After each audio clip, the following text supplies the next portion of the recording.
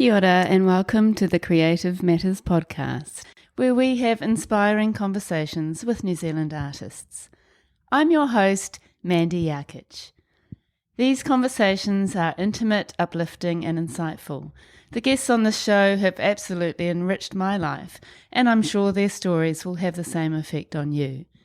Thank you so much for joining me to listen to these amazing people speak about what drives them, the way they work, and their personal takes on life.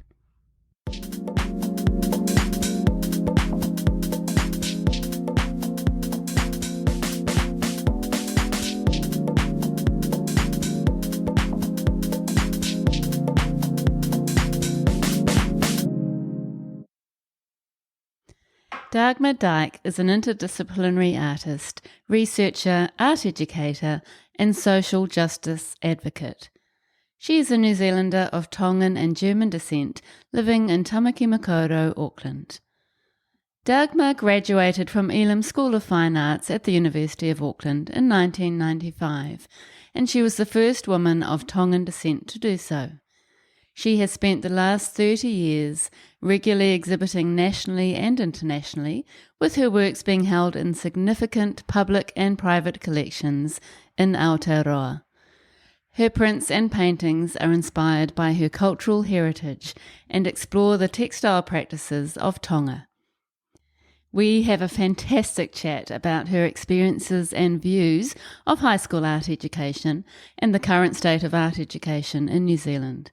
She speaks of the communities she is connected to, how Pacifica artists have had more impact on the New Zealand art scene in the last 20 years, and how these artists inspire her and influence her practice. We used to have back then Pacifica shows, and then sort of in the 2000s and beyond it started to become like, oh, you have a Samoan show and then you have a Tongan show, but now you're even getting to have shows that are predominantly even with an island within an island that signifies a group of artists. So I think that's where you're starting to drill down and see the depth and the breadth that's coming through. She shares how her identity is a very central part of her practice, and we have a very interesting discussion about ideas around the use of cultural symbols in art and cultural appropriation. Hi Dagmar. Tēnā koe, Mandy. Lovely to have you here. Lovely to be here. Thank you so much for coming on the Creative Matters podcast. Mm-hmm. It's lovely to see you again. I think we met a long time ago through the Auckland Art Gallery work that I was doing while you were working at Sylvia Park School. Yes. So it's great to see you, and I'm looking forward to hearing all the amazing things you've done since then. So I know you're a first-generation New Zealander, and your parents are of Tongan and German descent. Mm-hmm. So they were basically an immigrant family in New Zealand. So can you tell us a little bit about your childhood and how that influenced your sort of journey and your eventual creativity? It's a lovely place to start because it is fundamentally been a real catalyst for, I think, the way in which I work and the narrative that I tend to move through. So my identity has and always will be a central part of my practice, but certainly from growing up in the, a baby of the 70s, child of the 80s, growing up on the North Shore here in Tāmaki Makaurau was a real formative part of my life. I think as children you don't really see anything other than you're at school with your friends and you're all playing together. It's probably as you grow older and for me personally it was that high school experience where I started to think, oh, okay, we're not all perhaps doing the same thing or feeling the same and having similar experiences. But certainly I am a child of an immigrant family. My father, Dieter, came to New Zealand in the late 50s on one of the passenger ships, and he was born in Danzig, Germany, which is today Gdansk, Poland. And his trade was he became a master painter and did his apprenticeship in Switzerland, but as a refugee of the war, and so he and my Oma and his other siblings, they went down and settled back in the Black Forest. So when I go home to Germany, that's where we go, to a little village called Aachen. But he left Europe because he wanted to escape the borders, sort of felt quite landlocked, and I guess had this Wanderlust, this adventurous sort of spirit in him. As for my mother, it was my grandfather who wanted to bring his family out for a better life, and so they were part of that 1950s, 60s mass Pacific migration. He actually schooled at Takapuna Grammar, and then went back to Vava'u in Tonga, and then married my grandmother, my namesake, Vaikalafi, and then they decided for a better life they'll bring the children out. So my mum was 8 years old when they came, and he had a job for the Ministry of Works, and that meant they moved to Mangakino. And so from the beautiful sunny Vava'u Islands, my mother and her brothers came across and pretty much arrived in this small, beautiful Waikato town. And so she that was sort of her she grew up there. And then my parents, over the years, they met in Auckland in the Orange Ballroom, and I think for some of our listeners they'll get that it was quite an infamous place. It really was. It's got a bit of history, eh, It was Mandy? like sort of online dating in the old days. Yes, it was like Tinder back then, I think, their styles. It was the beautiful dance hall at the top of Newton. It's still there today, which I'm so happy that they've kept it. But it was, of course, the dance hall. Everyone would go, and my uncle Bill Wolfgram would play alongside Daphne Walker and Bill Savesi. Anyway, it was all of that.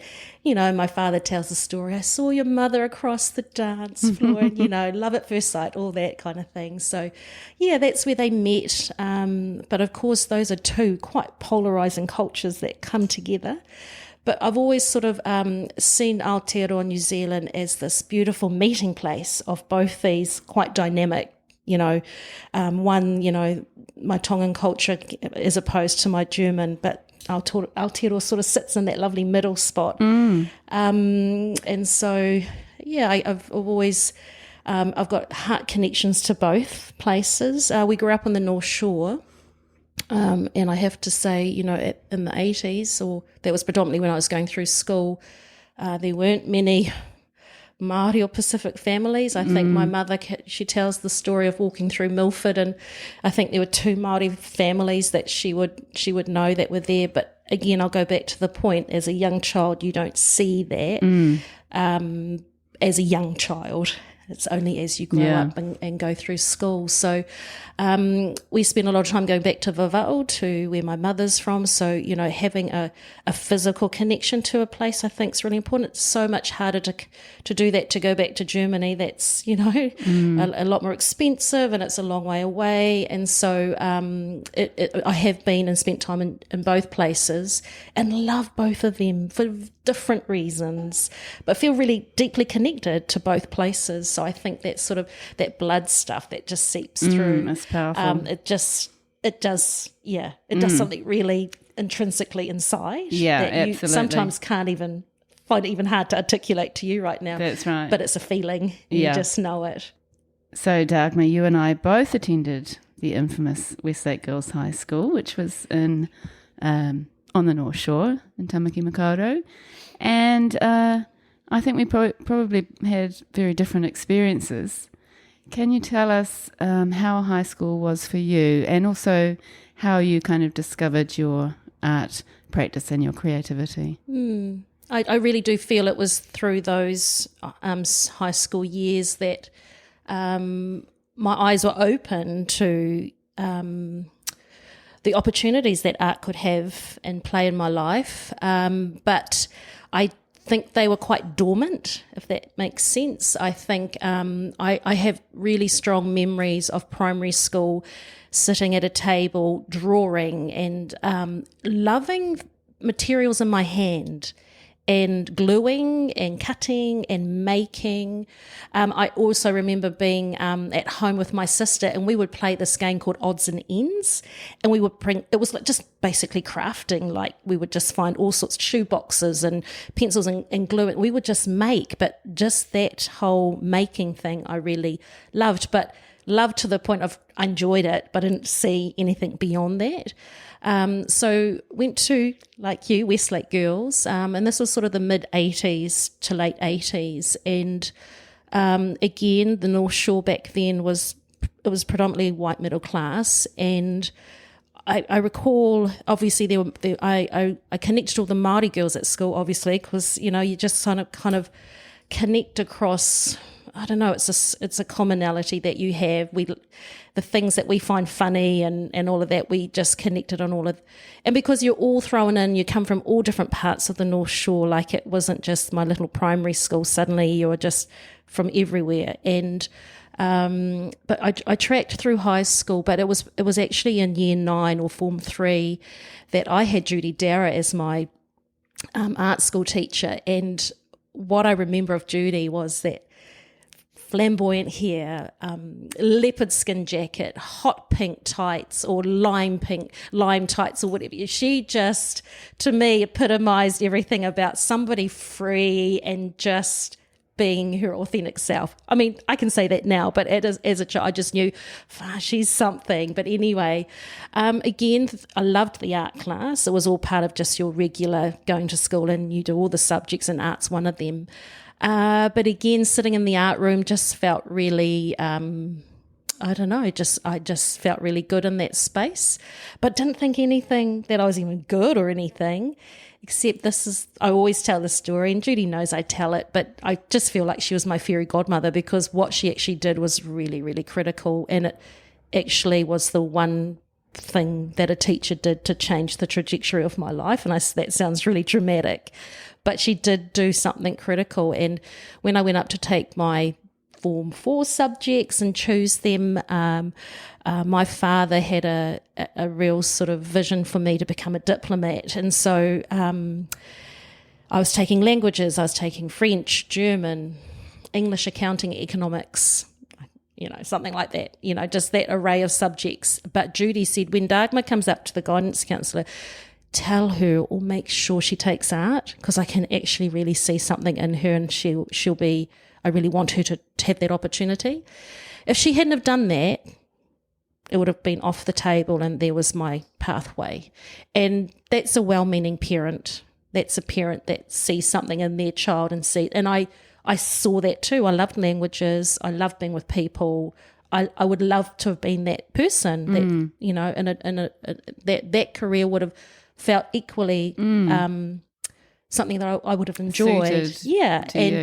But I would have probably felt there was always something missing, or I would have probably made opportunities, but not the intention. You wonder if you would have actually discovered exactly art anyway at some point.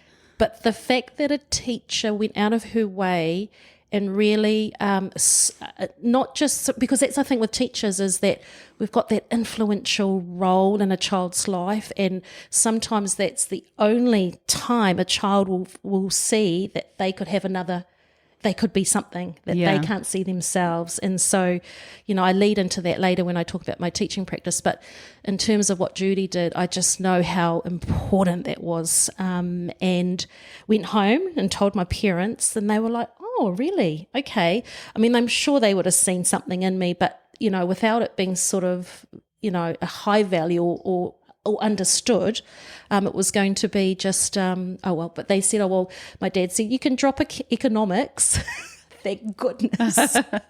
Still had to do accounting, but you can take art. And that was and from then on, so the art room, I always say, I loved the art room and I loved the gym or the sports field, because they were the two spaces where I felt, in terms of being able to be free and myself, I found I really loved those two spaces, and the teachers that taught them. I just felt, there's something about PE teachers that just kind of are just not, I really connected to them. They were more like just real people to me, and equally the art teachers. Yeah, and they really seem to develop much more of a relationship and connection with the students. They really do. I'm not sure why. I've got a little theory. Like I think for PE teachers, you go outside and do competitions and tournaments, and you jump in the school van and off you go and you play the music, and you kind of see a teacher like, oh, they're kind of normal people too, right? Yeah. And then your art teachers are always question like, what is it about you? Or, they ask you those questions because it is, and they're really invested in you. Whereas I think for the other subjects, bless them all, but I think, to stand up and do maths every day, I just think that's a little bit like I'm the teacher with the knowledge and I'm telling you, whereas this other space is sort of like, we're in this together, and how do we do this together? Yeah, that's so true. So I love that aspect that art brings out when we teach the arts in a way that, we validate and raise the voices of others. So that to me was critical. Then, of course, a fantastic art department. And that's not to say I didn't, find aspects of it difficult. Perhaps I found having to be told what to do. I've always found that really difficult.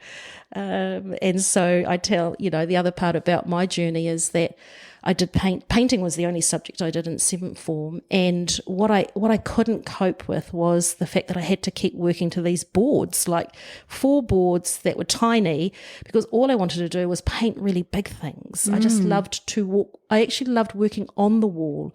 And I think that was because I could use it was far more gestural and using my whole body, and everything that became small became, it was okay, but I wanted to just spread out, and it's so restrictive when you think about it, isn't it? That everyone has to work really small. What? I don't, and it hasn't changed. And that's, I was just going to say, and we're still doing it. It just blows my mind that we think that that's still a process that sort of fits a creative process, which is like, anyway. Yeah. So they should be. You'd think now that you could actually make paintings on canvas and then make it a digital I think submission. We've got a long way to, these are some of the issues that I think, we're grappling with still, in terms of how we're still sort of expecting our kids to, engage with the arts that way. So a lot of my boards were photographs because they were too big to put on my boards. But, the Sue McBride, there was Laura Sunderland, there was a whole great group of teachers there. But they didn't tell me not to. They just let me kind of do my thing. But I think it came to the crunch. I mean, they placed me first equal in painting that year. So that was a great, obviously I thought, oh, cool, I'm obviously, doing something here. But it got sent down to Wellington to be marked by, the markers, and they're strangers, and they mark these boards, and they don't, know anything about your story or your narrative or where you're coming from. And I remember that year the scholarship girls that were awarded, one of the markers was Don Binney. And any of our students that had that similar style got scholarship. Whereas, so that was just something that came out afterwards. But of course, my marks came back and I'd nearly failed. Oh my gosh. So I got my marks back, and I was just heartbroken because the only thing that I'd applied for to go into my next steps was Elam.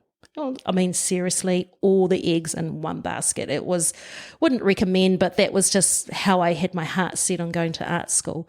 And I just thought, I've blown it. I'm not going to get in. I was distraught. I was absolutely distraught. And that was after being placed first? After first in my school. And it just sort of, for me, as I reflect back now, just shows, how critical a teacher's relationship is to a student, and when they really know a student and the ins and outs. And then we take them again, a critique of our assessment system is that we send them down to strangers to mark them, and then sort of across what. So, those were that was my experience. But then I went to the Elam interview. So thankfully I got an interview. And this was still back, I think we were the last cohort where there were 40 students in the intake. I think the year after us, they bumped it up to 100. So to get in there were 39 others of us to apply and get in. And I knew how hard it was. And I went to my interview and I was I had to show my boards again. I'm going, they're going to obviously it's not good, because that just suddenly got in my head. Suddenly you think you're not good enough. Not good enough. Which is so tragic. I know, isn't it? I'm not good enough. So I just remember Carol Shepherd walking through, and she's, and all these people, so Judy's still a good friend, Carol's still a good friend. These people, Laura Sunderland, they stay in your life. Mm.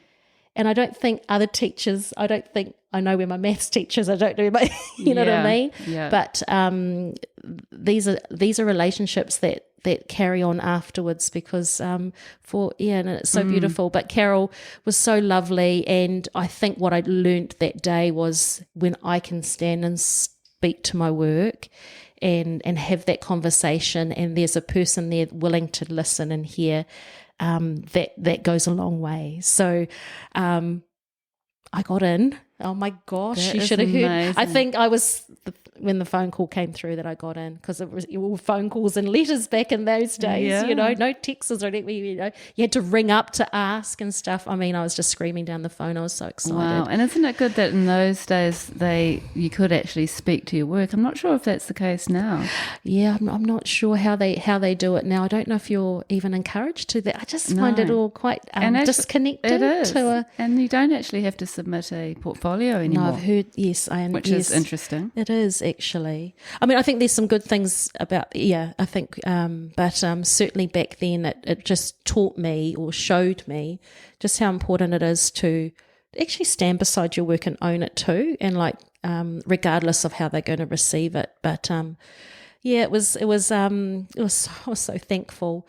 But what I will say, just to sort of, around the high school experience, was that fundamentally my art teachers saw me, and they asked me who I was, and in a way, because obviously in 6th and 7th form you could sort of explore your own subject matter and what you wanted to sort of put across. And up to then I had only really been sort of, no one really asked me those questions as a teacher, but that's just a reflection of the landscape of the teachers in the 80s and 90s, which was predominantly Pākehā Pālangi teachers, and they're all well intentional. There's no, it's just what it was like. But what I see today is there is so much more of an effort and a belief that we must know our learners and really deeply know them. So I love seeing that evolving. But certainly for us coming through at that point, and when you were sort of one of the very few Pacific, because they all thought I was Māori just because of the, I had brown skin, but no one really deeply asked beyond that. So I'm so pleased that we have far deeper conversations now for our learners, and that we really, offer teacher to really know themselves first, and then when then you can have those conversations. I read somewhere that you felt like you were sort of searching for your cultural voice, and through your sort of early art days that sort of came about. But were the teachers, just out of interest at high school, encouraging you to express your culture and your identity at that time? Was that coming through? Yeah, they really were. I mean, I do remember them going to find as much as they could on Tongan, ngatu or any of the sort of cultural sort of artifacts that might have related to me. But then I would bring them from home too, because I couldn't find them. And I think just remembering the context was there was no Google, there was no internet, it was books, and really back then there was very little being written or accessing. But that's where my love and my connection to museums and museum collections come in, because it was in these sort of ethnographic and anthropological areas that I had to find my connection points and find things that spoke to my bloodlines. And so that was really important, so I made the connections there. But they were very supportive to find those pieces. But, we did have Whatu Whe'u coming through. We had John Pule, they were Michael Tuffrey, they were all just above me. So we were starting to have, contemporary Pacific art was just starting to. So then I stepped into Elam, and those, I did 4 years for my BFA, but then did 1 year post-grad.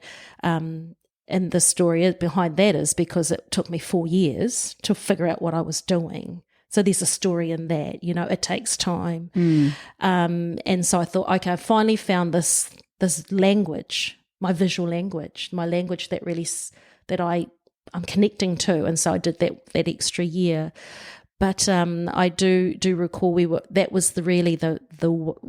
part of that wonderful sort of new wave that was sort of being talked about, and it was all sort of new, and it was exciting. And we were having shows together, group shows, and then my first solo show at the Lane Gallery at the time was in '95, and what I loved about the first show was that there was no expectation. It was fabulous. Like, really, like, no one knew me, no one knew anything about my work. But it was in my 5th year that I put that first show up. It was predominantly a printmaking show, a lot of screen prints, my early screen prints.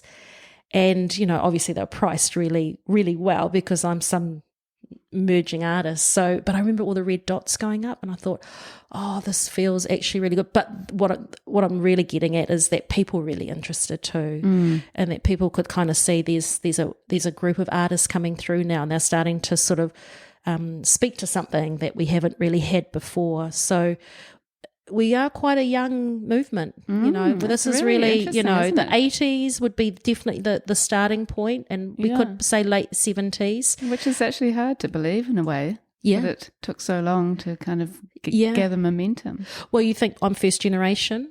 So it's sort of like understanding that historical context is really important because, if we're the first generation coming through, then that's sort of why it's taken a little bit to come through. But it's exciting now. I kind of talk about it, about how nowadays it's not just that we used to have back then Pacifica shows, and then sort of in the 2000s and beyond it started to become like, oh, you have a Samoan show and then you have a Tongan show. But now you're even getting to have shows that are predominantly even with an island within an island that signifies a group of artists. So I think that's where you're starting to drill down and see the depth and the breadth that's coming through, and I think that's exciting. Yeah, that's really exciting. And what was your work like going through Elam? Can you see sort of connections with what you're doing now? I do, because I think it's always a continuum, and I think I'm a workbook person, so I've always got a workbook. I bought my workbook today. I don't know why, but it just comes with me. Do you know what I mean? Like I've always, because if I find something, I'm going to either put it down or file it away. But I look back and I've held all my workbooks, and I even pull them out every now and again and go, I was doing something over here and I just didn't finish that. And then I really want to pick that up. But they all, if I was to pull it, it would make sense today equally as it was 20, 30 years ago.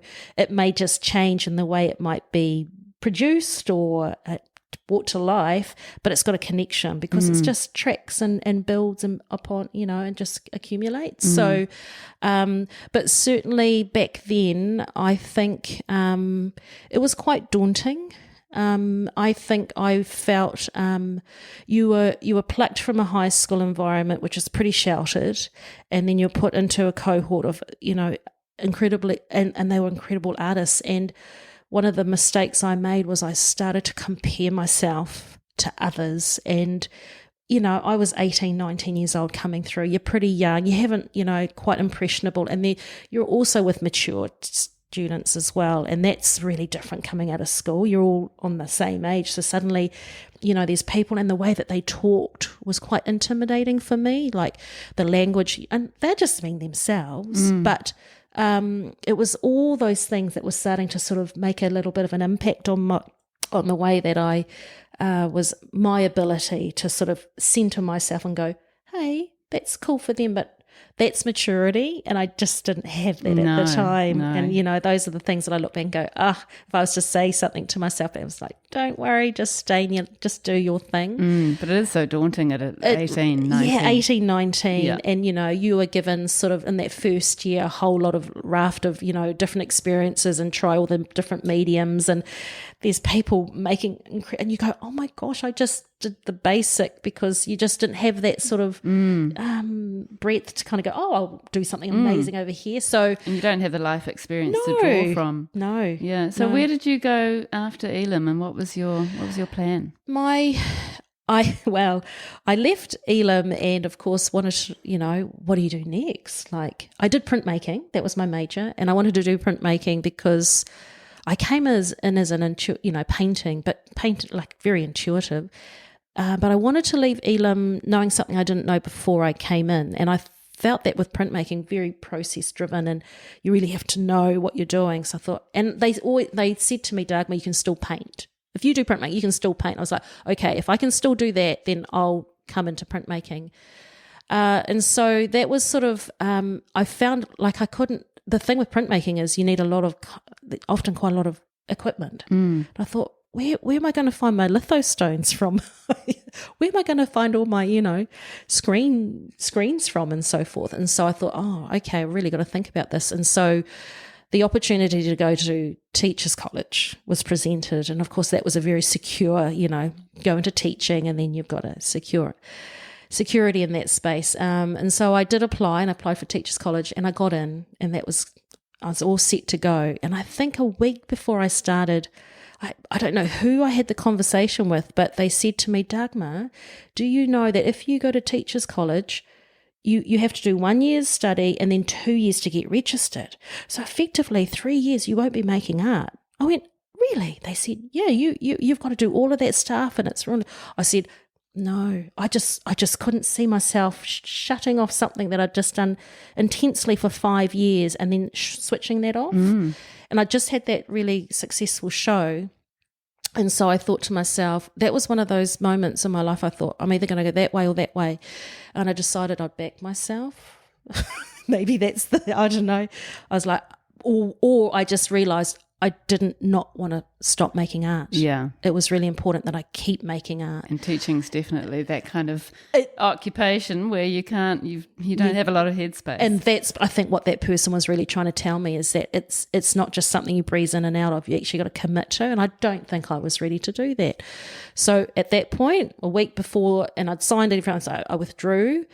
And then I had an opportunity to go and work at a picture framing shop called Alframo. I think people Alframo in Pacifica, in McLeavy Street. Yeah. Alejandro was my beautiful boss at the time, and so he taught me how to frame. And of course, as a printmaker, great thing to know is how to picture frame. And I kind of had this thing of, I've got to have more shows and I've got to frame my prints. So kind of was win-win.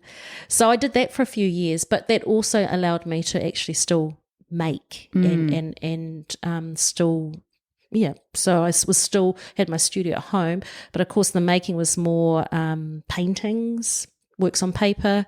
And then at that point, though, leaving art school is where I grew my relationship with Artwright screen printing, because I did have to go find somewhere to go and create screen prints. And so they've been, and I've had a 20-30 year relationship with Glenn and his team at Artwright, and always supported my screen print practice. So, really at the end of the day, it's all of my process, all of my work. They just physically do the printing, which is amazing. That is so good. Which is good. And so that was sort of how I managed through those next few years, and that sort of and so again, just thinking back then, it was very, art shows were quite prolific and there was a lot happening. It was exciting. There was a lot of opportunity. At that point, I was quite involved with Tautai, and then we were having sort of group shows here, there, and travelling overseas. And that's when, I guess, bringing Fatu Fe'u into this conversation in terms of his long-term mentorship on my practice, because he came through Elam when I was in my second year, and I just remember him walking through all the studios trying to find us all. And he poked his head around, and there he was, and I must have been doing something in my studio, and he goes, "Oh, hello," and he just introduced himself. He goes, "I'm just starting to get some of us all together. Do you want to come and start building come and hang with us?" And so really that's how that all started. And ever since then, he's always sort of had me under his wing, and which is an amazing place to be. Very amazing. So he was creating an artist community of Pacifica artists. He was, he really, that's always been his vision. And he's, to his credit, he's there's so many of us that can say with our hand on our heart, he's played a crucial role in just ensuring that, he's always, are you okay? What are you doing? Where are you going next? What are you doing? Asking all those questions. So yeah, it was pretty special. Isn't it great? And it's so good to have a mentor for an artist, someone to look up to, and then to have that sense of community, which you probably didn't have when you were younger. No, yeah. So it's been, and of course for us, community is everything that we do. So I was bringing that into an arts context, which was really great. And so yeah, it was a really great few years of just and a great time of your life. Mid-20s, not too many responsibilities, and yeah, it was good. Yeah, that's brilliant, and it's so good that you could actually, find a job that allowed you to continue with your art practice. And so I know you did end up at Teachers College. When did that happen? It did come a bit later. I got married, and we did spend some time overseas for a little bit, and then came home and made the decision then to start a family. And so I guess I kind of feel like I've had this pre-children career and then post-children career. It's been quite an interesting, but what I did do was I made a very deliberate decision as to when I had my children, I'd actually just focus on that. And I know that's easy and quite a privileged thing to say, but we made a lot of sacrifices for me to stay home and raise the children. My husband-in-law was in he at the time was in the Navy, the military, so we were posted down in Wellington for about 6 years when I had our three children. They were 3 under 4 at that time, so busy sort of was busy mum. We were kind of like, if we're going to do this, we're going to do this, and we're going to do it.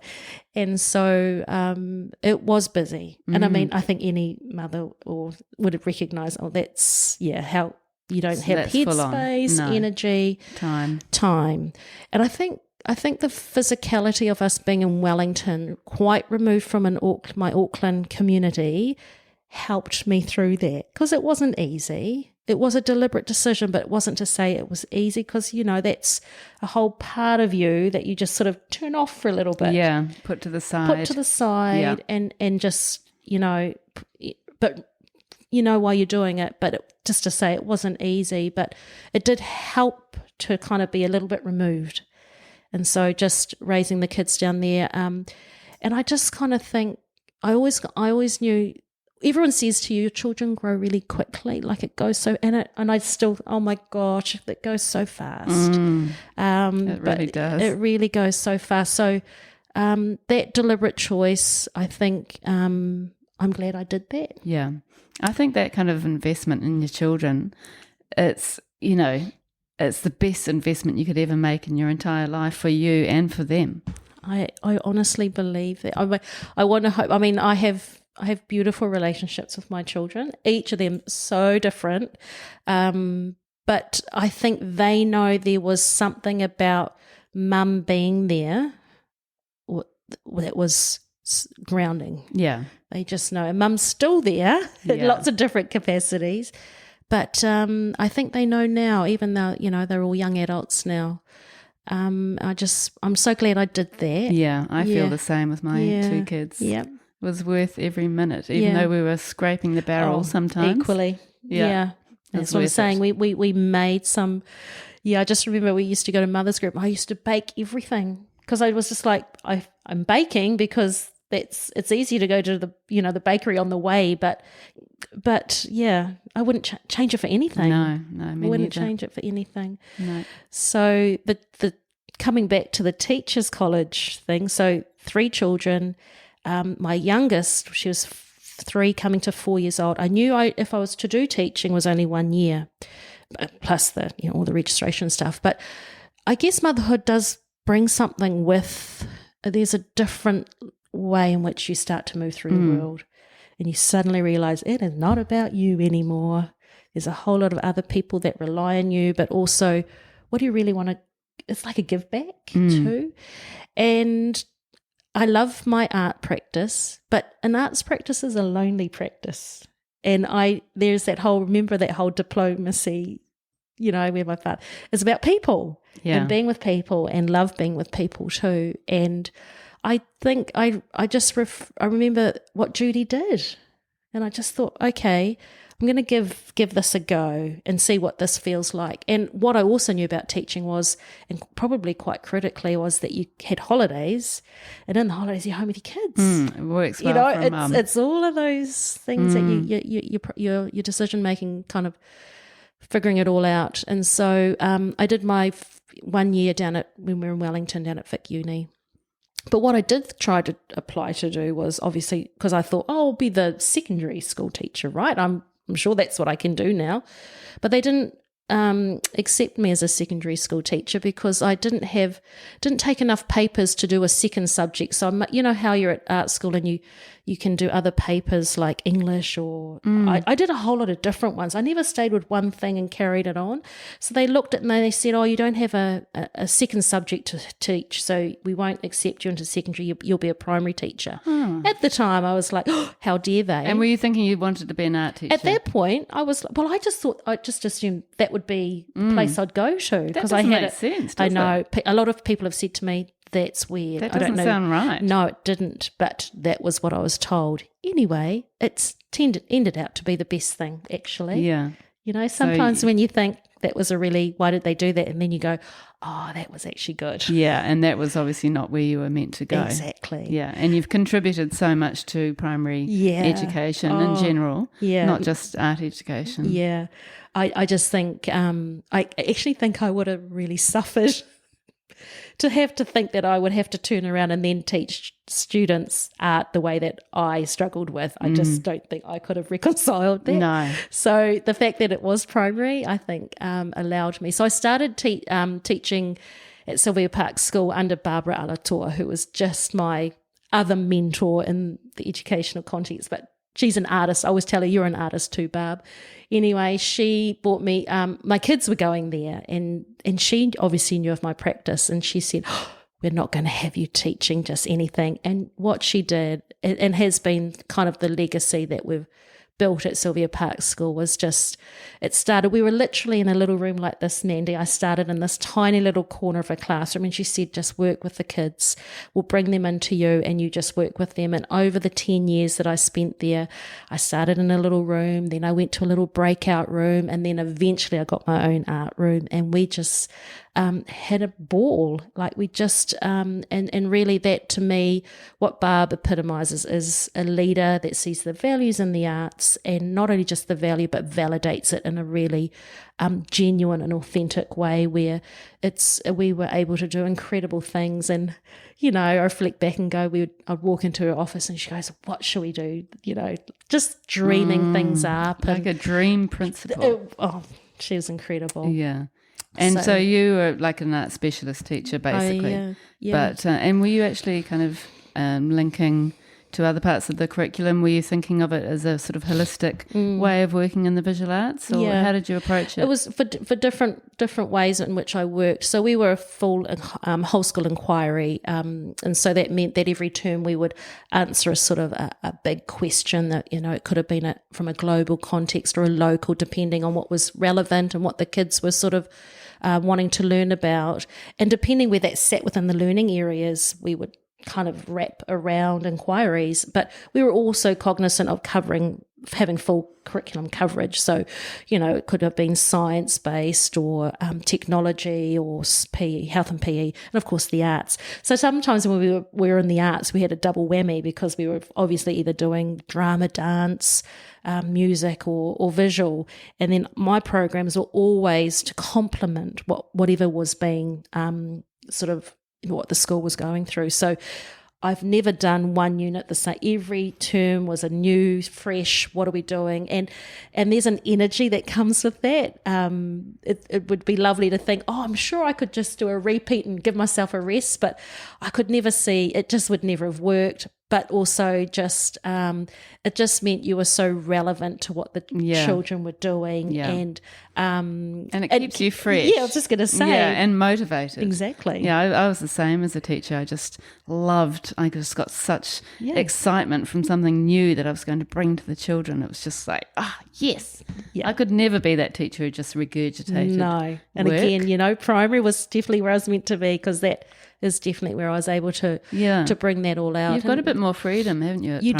You do, and that, for me it was always, and I taught whole school, so I taught from 5-year-olds all the way up to the 12-year-olds, but I tell you, the 5-year-olds I always would go down, they'll go, what are you going to teach Whaia Dagmar today? And they'd all look at me and go, because you are the greatest mark makers I've ever seen. And, and we would just have so much fun, because, they're at such an incredible age of just, in terms of being themselves, free and fearless, and just I always loved being that with such a great age in the little E's, and so lovely for you to be able to take them right through their primary education, and to build. I mean, they must, all of those kids must have come out with so much appreciation for the visual arts. I do hope. I mean, that was sort of like something you walk away with and go, as long as they, if I can, think that they see that I value every one of them. And so I was really mindful of setting up environments in my classroom where every voice was valued, every perspective, every approach to what I was having in front of them was respected as well. So I was teaching the children how to acknowledge, fundamentally, to be secure in themselves, to trust their own mark, they trust intrinsically what's inside them and bring that out. But when that comes out and it's sort of out for everyone to see, how do we all then engage with that? Because if it looks, remember going back to my comparison, that's, as a teacher, you kind of hold those things in your head, don't you? I don't want my kid, I don't want them comparing. So that was a real big belief for me. One of my ways in which I really wanted children to go, it may not, I look really different, but that's okay. Yeah. And let's celebrate the difference of how we all see different things. And that's how I base everything I do, really, around that idea. And then when you can explore the creative process in a way that encourages individuality, then off they go, and you can't really compare, because the work is also unique, which is magic. Yeah, it really is. And that's why it's such a joy. It was always a joy. I mean, I used to just love going to work. I didn't even call it work. I just loved doing what I did, and so it was a real wonderful time. And of course, with my children there, that was another little added bonus. But it wasn't that mum was like, because I only taught them art. It was 1 hour a week or something for them all. So I was just mum in the classroom, and no one, that school, we were all whānau anyway. Like, it really. And but it was just lovely to sort of see them grow through those initial years of schooling, and then they all went off to high school. But that was also really special as a working mum. Incredible, and just from my experience as a teacher, I just think that is, for somebody like you, for an artist to be able to then work with children in that capacity, is just really exciting. Yeah, and I'm sure that, some of the students that you had, if I ever talk to them on my podcast, they'll be talking about Whaia Dagmar. Well, you and never the influence know. you had on their careers. Never know. I have seen a few go through. There's a couple that I've seen, and I've just, it's just been, and these are sometimes kids that really only just shine in this one area for some of them, and that we were able to give them that whole, like, you have got something. And often I would be looking in the mirror at some of these students going, oh my gosh, I'm looking at the little Dagmar, the one that the little rebellious one, the one that like pushed the teacher all the time. I always look for those kids and go, there's something special in this kid. The one that never settles. When I say settles, like, doesn't just accept stuff. So I always think, the potential, what the arts also give us is about the critical thinking that sits behind that, the question and inquiring, and there's that sort of whole aspect that I love. Totally. Yeah. I mean, there's so much creative thinking that needs to be done when making art, but then there is, like you say, so much critical thinking. Making decisions, making modifications, justifying what you're doing, talking about what you're doing, making observations. I mean, it's rich. It really is. It's powerful, and I'm really, so keen to kind of help teachers to really see that, see and grasp that. Yeah. So we do, and that really comes down to, I mean, there's lots of points in our education system that needs, support, and particularly around the arts. I mean, I think about my 1 year at grad dip teaching. I think I had a morning in an art room where the art teachers, to teach me the arts, I had one morning. And I just think, that is not equipping our teachers. That is not setting them up for success to teach the arts. So, we've got a lot of, work to do there. And I recognise that's a big problem. Yeah, but I do recognise a lot of teachers trying really hard to do it too. And I really, and I really salute them for but there's a lot of great resources out there too. But as I say, it's still we shouldn't be relying on that. We should be teaching our teachers well in terms of how they can embrace the arts in their own teaching practice. Yeah, totally. Yeah. And see it as important as literacy and numeracy. Absolutely. Anyway, we could talk about that for a long time, and we're both very passionate about that kind of thing. Yeah. So you left after 10 years at Sylvia Park. Just actually going back, were you making any work at all while you were teaching?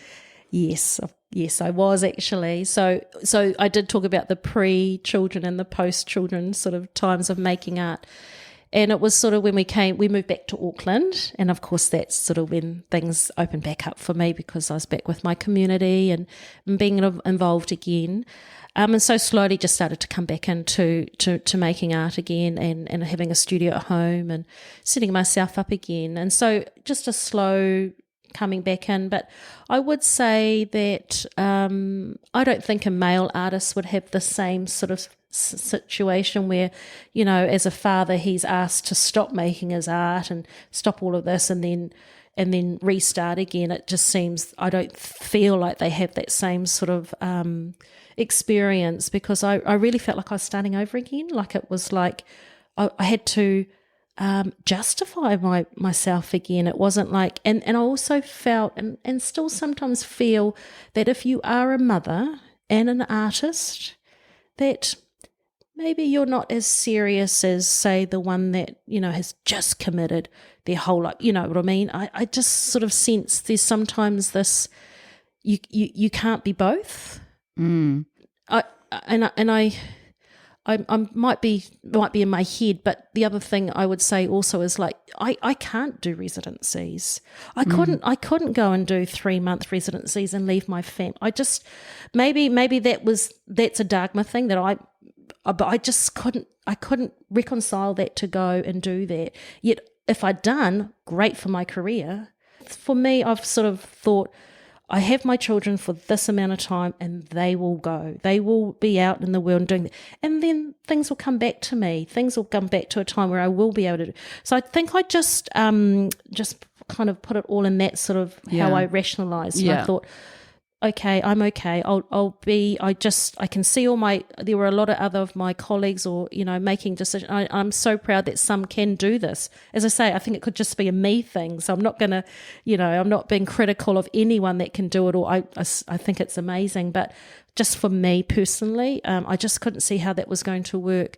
So I just kept working away, and I've just kept, but I struggled to find a dealer gallery because a couple closed. This was around the global recession, financial recession. That was really tough on galleries at the time. So I lost a few and then found it really hard to be picked up again. And that's what I'm sort of thinking is that, they're probably looking for, oh, well, she stepped away and she's dropped away. So we'll just hold off for a while. And look, I get that, but I think just maybe it needs to be just having more conversations about why somebody does that. And that doesn't mean to say that they're not still focused on their practice, or they're wanting to, still make it in with the art world. So that's been a real lesson for me. But, I have been just recently had my exhibition at Oryx Art Gallery, so that's been really great to be sort of back on the back in there again. And how long have you been away from teaching?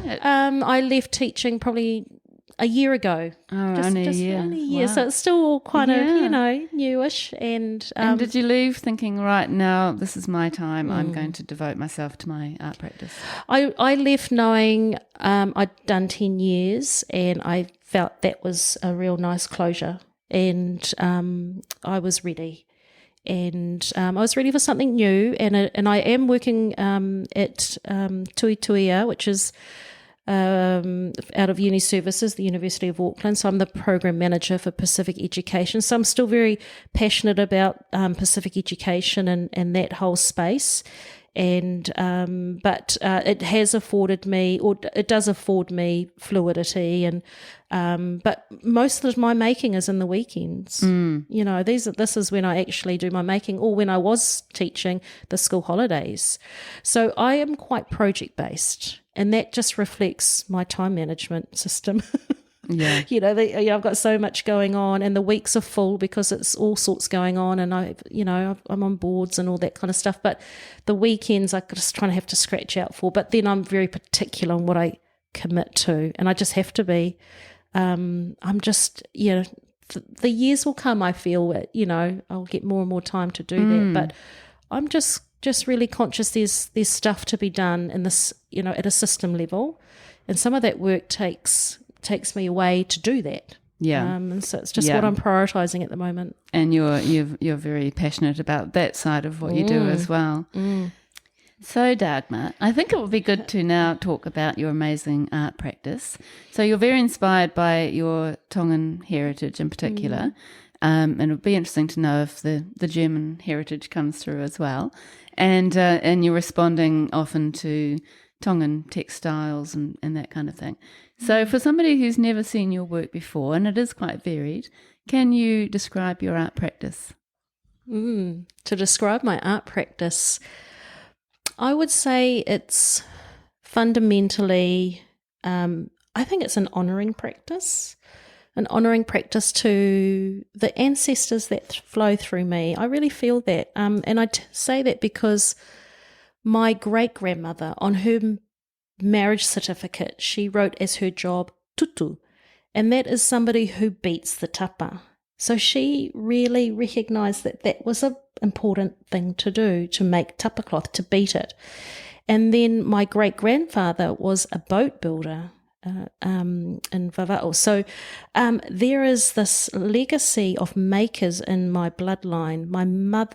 My grandmother, incredible cook and sewer, things she made with her hands. I never met her because she passed away when I was young. But then my mother is a product of her mother too. Everything my mother touches is just beautiful. And she's had very limited schooling from a Western lens, but in terms of what she's able to see and pick up, incredible. She sewed her wedding dress. All these things that I find when you think about my story, when I talk about I love making things with my hands, I know that's just what I'm meant to be doing. And on my father's side, my Oma was a beautiful, what's the word, Mandy? Sewing, embroiderer. Made all the beautiful tapestries, and Wow. and my grandfather, my Opa, was a baker, and so I know that it is something that I actually too think that it's this intergenerational, and I have a real strong sense of, particularly when I think of my Pacifica kids, that if you truly know them and delve into their backgrounds, they are often coming from families that are makers, dancers, musicians. It's passed down and it's passed through. And so I think that the fact that I have the privilege of being able to make with my hands, and it's something that is has a commercially viable part to it too. I think it's such a wonderful thing that I'm able to do. So that's probably one aspect. And then of course there's the actual, but what do you do? And so that manifests in the way that, as I say, I have had formal training. So I would say I'm a printmaker, and within printmaking, I'm predominantly I do woodcuts and screen prints. Those are the two print mediums that I'm most connected to. And I would say in that space, and given the style of my paintings too, I'm quite graphic. And I think there's this sort of German expressionist sort of side of me that, I really love that sort of feel, but that also connects to the way in which Tongan textile arts is often, is sort of, from an aesthetic point of view, that's how it looks and feels as well. It's very linear shapes and it has got a graphic feel to it too. So those are just things that I connect to. My father was also, I said he was a master painter. So I used to love going to resine shops with him when I was a young girl and going to the wallpaper section and looking through all the wallpaper books and just touching them and feeling them, and really loved that sort of feel. And you will see some of my work, like Seven Sisters, big water floor dropped, and Yes. that's an ode to that whole wallpaper feel that I just love. That's so beautiful. Yeah. And so those are real memories for me. But in terms of pattern and that there is something about pattern. I feel I'm a patternist fundamentally. Which goes back to the textiles. Exactly. If you think about all what you've just heard, there's something in there that just innately I'm drawn to and connected to, and how I create pattern. And so I do admit, living in the Moana, the Pacific, obviously my Tongan side, the fact that that's the place I've gone to the most and feel very connected to.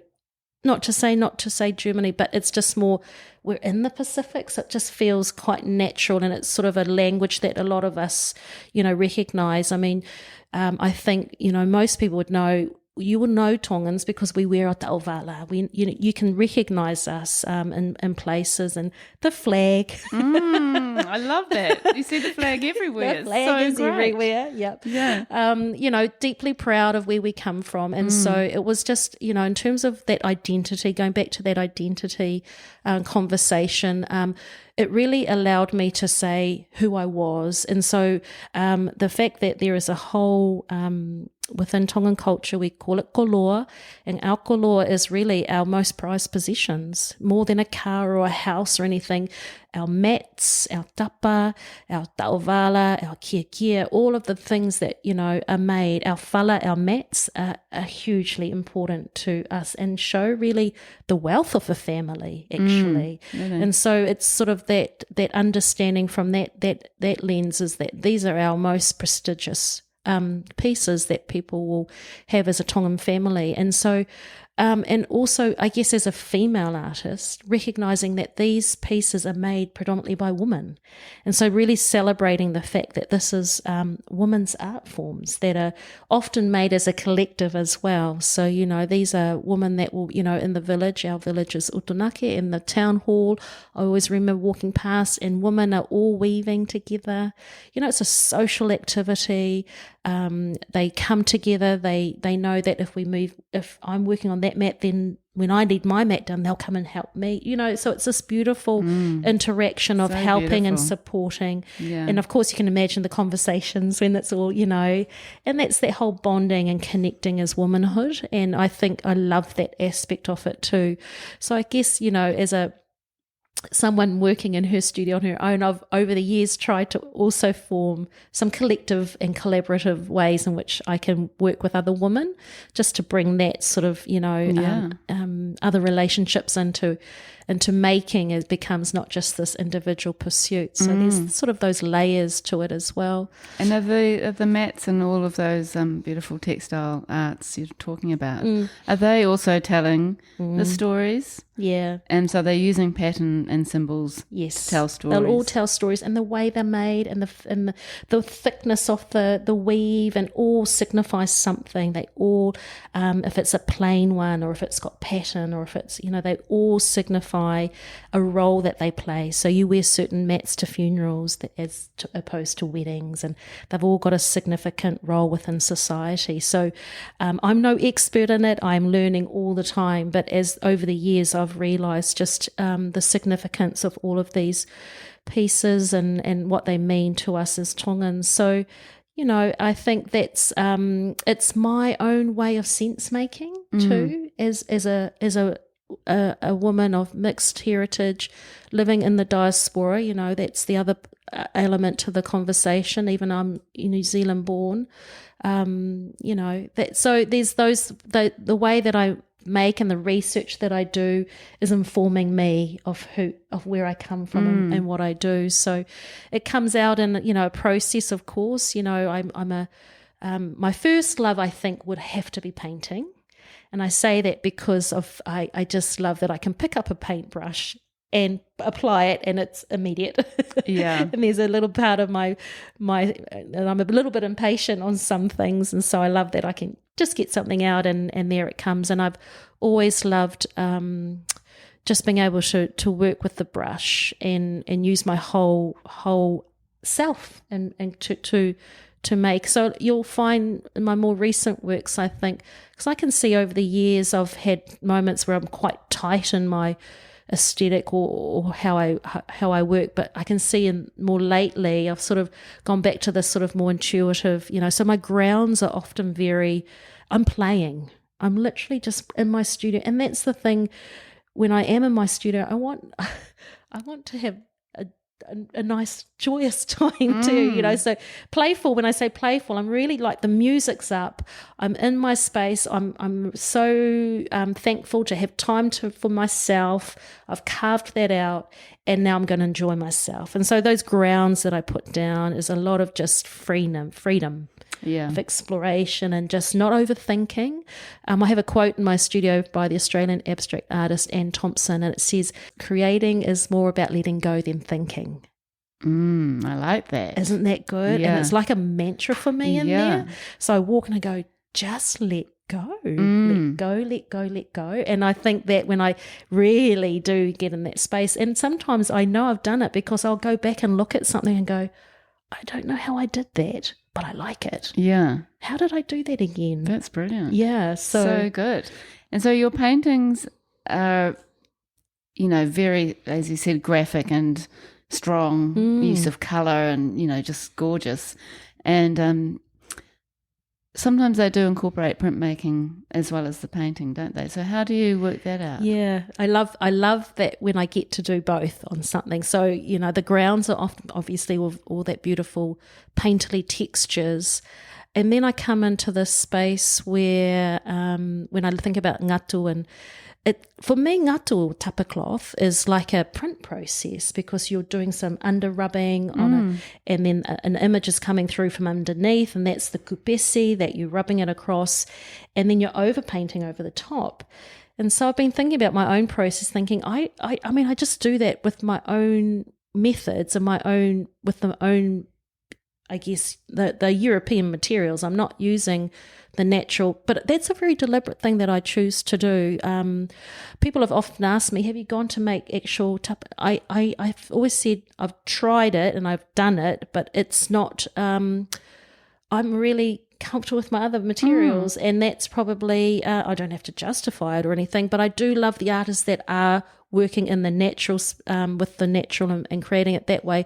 But for me, it's been always about picking up, I guess because I love colour too, right? Yeah. So I just keep going back to colour. And that's your world too. Yeah, it really, that's right. And that's why I'm saying, I mean, each to their own in the way that it comes through. So, and so with the printmaking aspect, so that's where I sort of, I have and more recently started to use sprays and stencils. And that to me is a very print process too, because when I'm registering all these, so I cut them all out and then I'm layering them all up to spray, I am registering, I'm going back to my screen printing. I mean, it just brings it all back, but it's such a very familiar process for me to work with. And then the overprinting, again, I've cut out stencils too, and then I sort of chalk them out and then come back over with the brush and everything. And so I just feel like there's this lovely layer, and that's what printmaking's always been for me. I loved the layering part of it, and that there's a step by step, and then it's this sort of this last drop to reveal everything and pull it all together. Yeah. And I love that. And yeah. I really feel like a lot of your work is thinking about layering. Yeah. Yeah. I think in particularly with the recent, I'd say when I say recently, 4 or 5 years of my work is really coming into its own in that space of really recognising things are starting to get pulled together and feeling more confident. I think there's just more confidence in what I'm trying to do. So, yeah, I've been really I'm hoping that joy or that real love of what I'm doing is coming through too, because there is this real space I'm in now where I'm really, really enjoying the work I'm producing. Isn't that funny? I mean, I would say that I'm always enjoying it, but I think there's just, I don't know, it's just a level of, I feel like I'm finding something now. You're in the zone. Yeah. And it's very joyous work. Yeah, I think so. Yeah. I think. And it does, I mean, I think even somebody who doesn't know your story or know you or your work, I think they would still be able to feel that cultural connection with those strong patterns and that kind of thing. Or do you see it as cultural symbols? I guess for me, I don't think, this is a really interesting thing you're touching on, is around cultural symbols and culture. And I think I'm going to say I feel it connects to, and this is how I have, approached how I engage with my cultural reference points, is that if it's in my bloodline, I'm good with this, and that's all, because that's authentically me. Because I learned very early in art school, in my first few years, I was actually using images from across the Pacific, because I would just be like, at this point, and this is just, this has been totally honest, is I was going, I like that Aboriginal rock drawing figure, so I'm going to use that, and I like that piece of Samoan siapo, so I'm going to use that, and I'm from the Pacific, so I'm good. But I quickly learned that then you have to go, why did you choose that? Why did you go and take that? And then, you can say, because I like the look of it, but I couldn't speak beyond that. And I was like going, oh my gosh, okay, well, I do like it, but does that mean I can just take it and use it? And what does it actually mean? And does it have a meaning? And then, so it made me really question why I was selecting these things.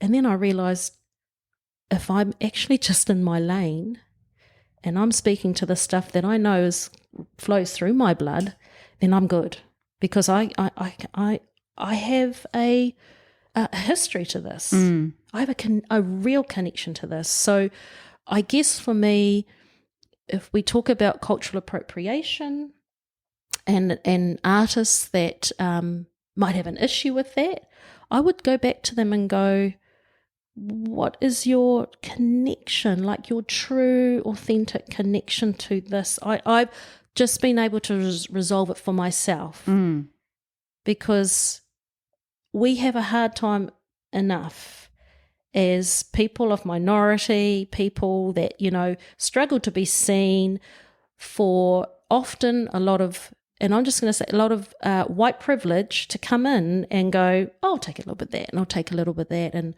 that's good. You've got to do your homework. Yeah. You've got to really be able to have, or a very real relationship with whatever culture you're working with. That would just be my, because it hurts. It's sometimes actually quite hurtful. Can be offensive. And offensive. Yeah. So what about the person, like for me, for example, I don't have that in my bloodline, but what if I have a deep connection with the Pacific and I have maybe experiences within that? Yeah. I'm a New Zealander and I feel connected to Pacific ways or Pacific patterns, and I've done the research and I really know the story behind them. Then would it be okay for me to use some of those in my work or not? I think that's what you're putting it to me, but I'm going to put it back to you. I think that's what you have to reconcile. I think the expectation is for us to guide you through that. I'm going to say actually the expectation is, I think you reconcile that. I think the living here in Aotearoa is one thing. We can all connect to the land here, in a sense, but I would always go back to tangata whenua and go, if I'm ever going to move in that space, personally I won't, but my children can, their father's Māori. So, in terms of touch points and stuff, but I will, for a lot of our kids too, and our Māori Pacific kids, culture to them is very different to how I'm saying culture is, because in the 80s and 90s it was about identity. And this is where I see the shift has come through too, is that kids today don't really even think about it. They just know who they are. A lot of them are urban, like they're living in the diaspora, never been back to the islands. So this is what they know. And they're not really, they have a connection to it, but they're not having to say, this is me over here and I'm going to draw my Tongan, patterns over here because that's what I have to do. I see a lot more variety. I see a lot more different ways of saying this is who I am, and it's very different to what I would be doing. And I love that. Yeah. My son Urjan doesn't touch anything to do with cultural icons or any iconography. He's simply doing himself. And I go, that's actually culture there too, right? That's actually the shift and moving through the space as well. So I'm not sure, Mandy. It's it's a very interesting discussion. It is. I mean, I think that artists are talking about their own stories naturally, most artists, like me with my Muruai stories. I mean, absolutely, that is what is so important to me, and for me to be adding some Tongan pattern to that would not make sense. Yeah, and it wouldn't occur to me to do that because it doesn't fit with my story. But, there are people who might bring that into their work, which, I mean, is it a good thing for people to be acknowledging and respecting and bringing it in if they don't have that absolute connection? It's always about the intent, isn't it? I think it'll have to go back to what is the intention here, and what is this person really? Some of it, I would say is healthy to bring a debate and a discussion, but have it. Don't put it up and walk away and not have it. You need to, that's what I'm saying, own it. And that's what I had to do in art school, is I had to own why did I put that Aboriginal drawing up beside my work. And I couldn't. And that was very pivotal for me. And so I think if you're going to go down the path, then be really aware that you need to have the conversations. There's also an educational part to all of this too. I think if you come with a humility about what you're trying to do too, and is this really genuinely about learning something for yourself, or I think there's a way in which it can be done too. So, it's not about shutting down everything and going, if you're not Tongan, you can't do that. I'm not really wanting to say that, but just be mindful and understand what is the intent behind. And if you are not conversing with the cultural community, if you're not having conversations in a broader sense with them and actually and truly wanting to learn about your why, then that would be some flags for me. Yeah. I think because it's actually your safety as much as others. Yeah. Keeping yourself safe as well.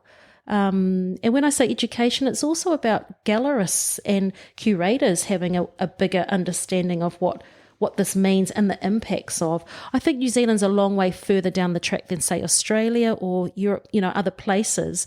But that's where the danger can also be, is that when these international overseas curators come in and they think that what they've done is a really, we've consulted and when actually, they haven't probably done their homework like they need to, because it's not in the community.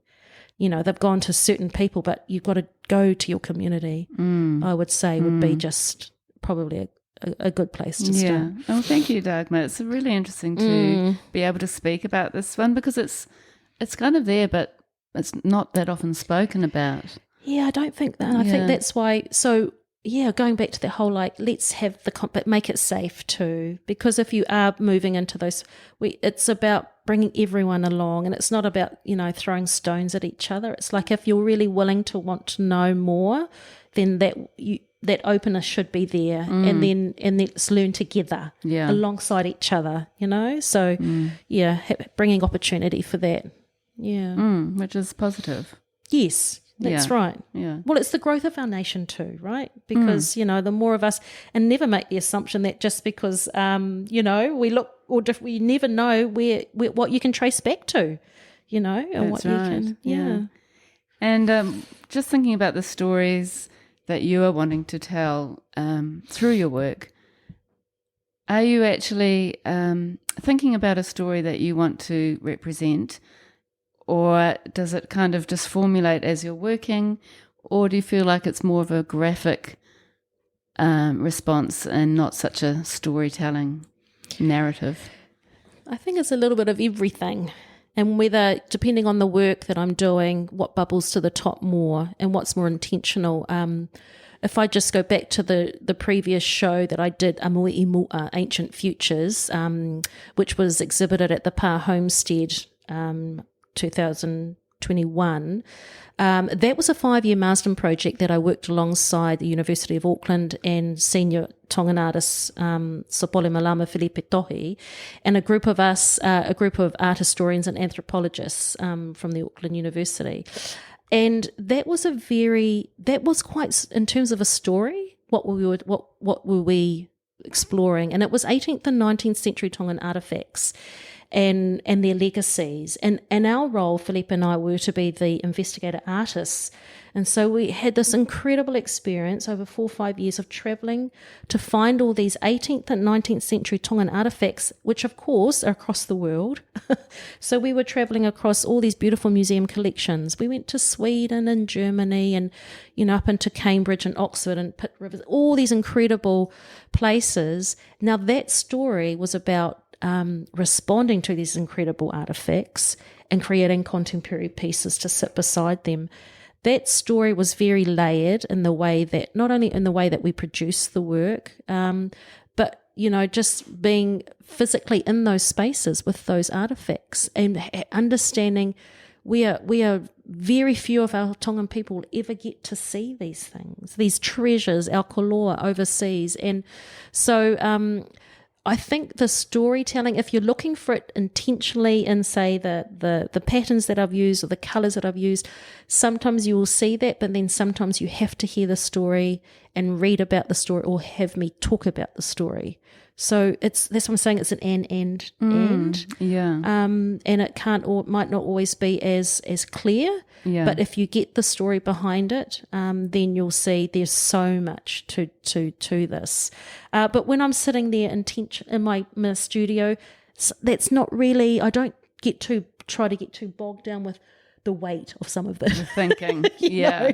It's more like still just be responsive and still through probably, like I say, a patternist eye. Or so when I was recording those things on those trips, those museum trips, it was really I was recording, if you look at my workbooks, the shapes and how things sat beside, and asking the stories about how it was made.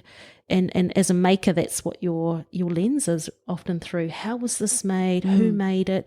That was my story. What I wanted to share with who was making this? Who were the people that were making these incredible objects? So those objects were inspiring what you were creating. Absolutely. And then they came to your work that you did in response to what you were collecting, came to the exhibition. And did you bring the objects as well? We did. And that was such a beautiful part of, we really wanted to capture that whole, bringing the museum collections beside the actual artwork. So that was a real joy to do that. So we did that for, we bought them from the Auckland Museum on loan. So we were able to go in and select a few, and then they came and sat beside our work, which was just, because that's the conversation that was happening.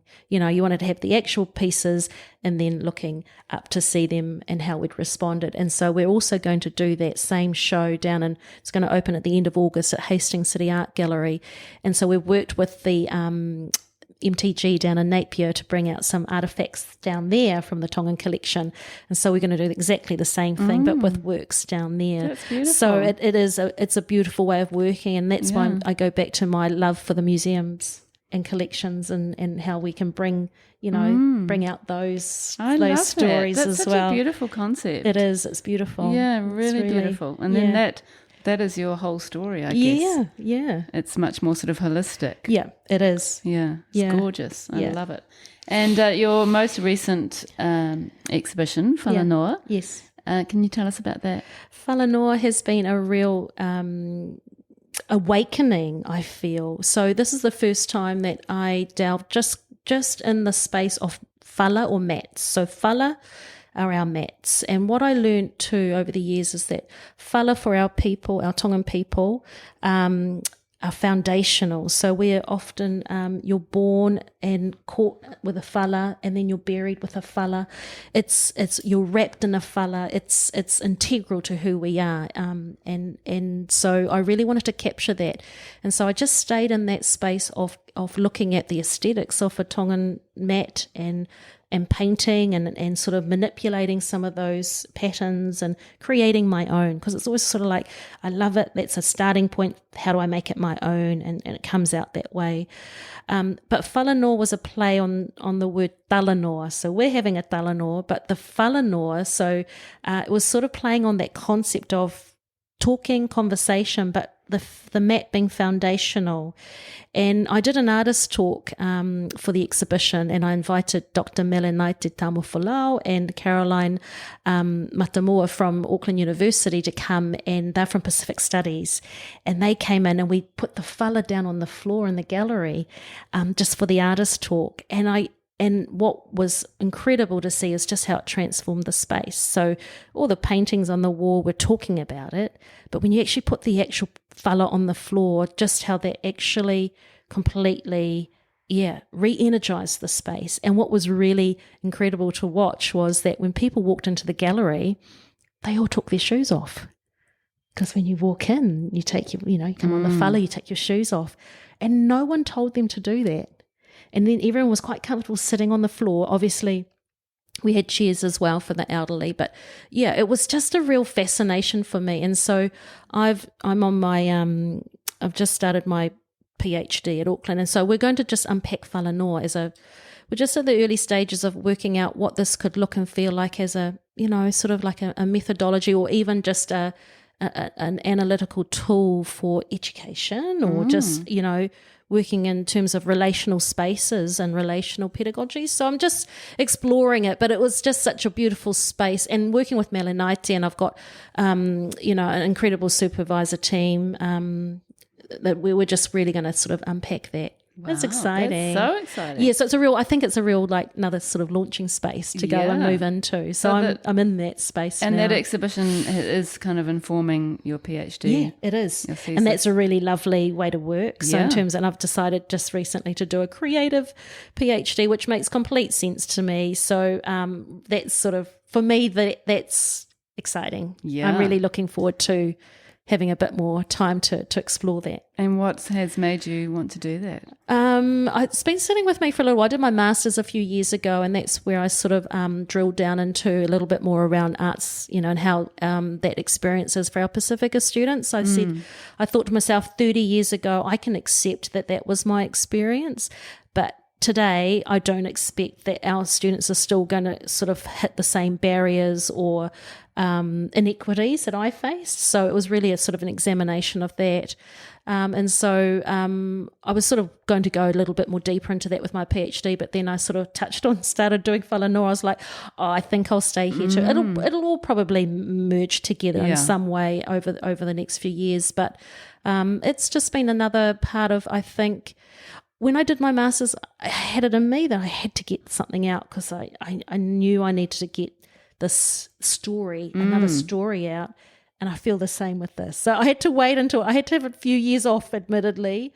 I was quite happy to hand that master's in, but I'm ready. In that space again. Yeah. I think I'm ready. That's brilliant. How exciting. Yeah. And then what's going to happen with your art practice, do you think, as you're studying again? Well, the fact that I've decided it's a creative one allows me that fact that, okay, so whalanoa, I've had a starting point, and I've got some thinking about what I want to do now, and probably it might be a little bit more conceptual, but I think there's a nice making component in that. Okay. So that's why I said, no, it'll keep me in my studio, in my happy place, and just hasn't got the full sort of expectation of the writing component. It just sort of balances that out a little bit more. So I'm happy about that. Yeah, good that can be done. Yeah. And then it will culminate with a show. A show, yeah, it will. I haven't worked that out yet, Mandy, but Yeah, okay. we'll get there. We'll look forward to seeing it when it happens. Yeah. Wow, that is incredible. And so Yeah. you're actually very interested in research and Yes. and writing, and you've done a lot of things on your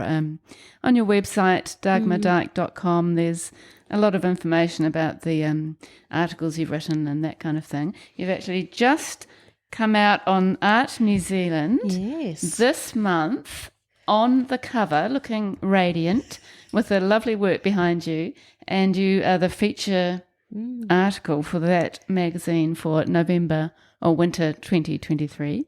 So that is an incredible honour, and well done. Thank Brilliant. you. And you've got like sort of 10 pages of amazing Probably stuff information. that we've talked about. If you so we have touched on quite a few things that I talked about in there too. But that was that came out of the blue, but just to sort of shout out to Don Abbott and William Dart, editors of Art New Zealand, I really want to say that this was a moment where I felt recognised for a wider stance in terms of, I talk about it, I say I don't do residencies and I don't really do art awards because time is just, I've got other things that I'm, the social justice stuff.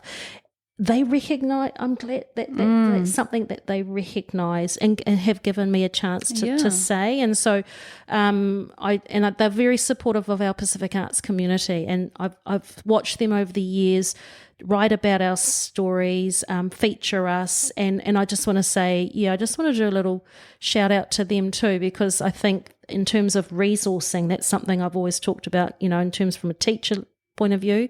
This is a great magazine to be in all schools, and your podcast, Mandy, by the way. Yes. So we'll make sure we get that across to our art teaching community, because really these are really important resources, and it's visibility, because visibility really matters. And so having these points of reference, and so that was really lovely for them to recognise. Absolutely. Yeah. And well deserved. Thank you. So and you just seem to, you've got your education background and you've got your art practice, but you're very concerned also about social justice and communities, and you have a lot of interests and passions that you're really kind of seem to be exploring and making stuff happen. Yeah.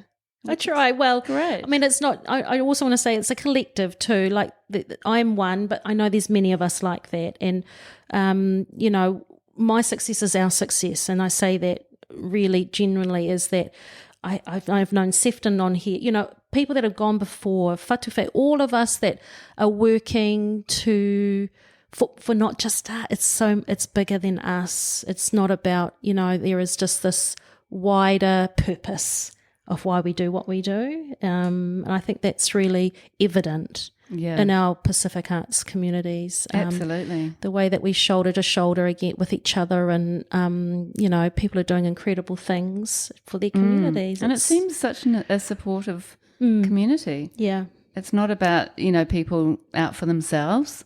It really feels like everyone's trying to build each other up and provide opportunities for different people, and that's true. It's amazing. Yeah, it's really lovely. It's a beautiful space to belong to. Yeah. Yeah. We could all learn from that. Yeah. Yeah. So are we on to our final questions? I think we could be, Mandy. Let's do the home stretch. Let's go. Okay, let's do this. What would you say to your younger artistic self? My younger artistic self, I did touch on this before about comparison is the thief of joy.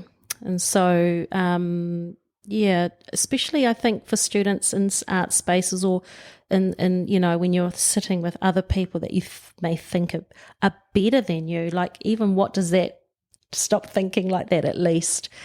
And this is a very difficult question for most guests, but I like to challenge. Yeah. Who are your favourite artists and why, and do they influence your work at all? I've actually really thought about this, and there's a few people, but you might not think of them as artists, but I think it's what they've done for me to influence who I am as a person, and I think that's that holistic sort of full picture. But just to stay in the lane of an artist, there's a few, but from a New Zealand context, I can't go past. Whae Emily Karaka. I got a little bit emotional, but that's because I loved her work from the moment I saw her as when I was in West. I think we might have seen a show of hers. It's her use of colour, it's her expression, but it's her fearlessness and her conviction that I love. And she stands up for stuff that I just think it's her mana that I just admire greatly. And so Whae Emily is just right on top for me, has always been. I always fangirl Whae Emily. And I'm also, there's a few educators, bell hooks, Maya Angelou, and Professor Konai Tharman, and Dr. Melanaiti Tāmawhalau. These are just women just doing incredible, groundbreaking work, but particularly for Melanaiti and Konai Tharman, they are just humble. There's this humility about them, and I think I'm really see their work, their works of practice as just a legacy for us, and they've been selfless in what they do. There is an American artist, Julie Meritu, who I love, her mark making, her scale, and that is another artist I look to. And then I think that might be, and then I'm going to give a shout out to all our mamas, our Cook Island, our Tongan, our Samoan, our Fijian, our Tokelauan, all our mamas community groups. I want to shout out to the people in the women in Tonga making koloa. You know, those that are still keeping our history and our culture alive. And I think that's, we think that arts is in a white room. But I don't think I've only talked about one person that has, or two that, you know, but for me, there are just so many other people that do incredible things. Inspire you creatively. Yeah. And I'm sure those women in the Pacific Islands are inspiring a lot of people in that way. I hope so. I hope so. Yeah. And as an artist, what would you say is your biggest challenge? My biggest challenge is time. Very common. Time and energy to fit it all in.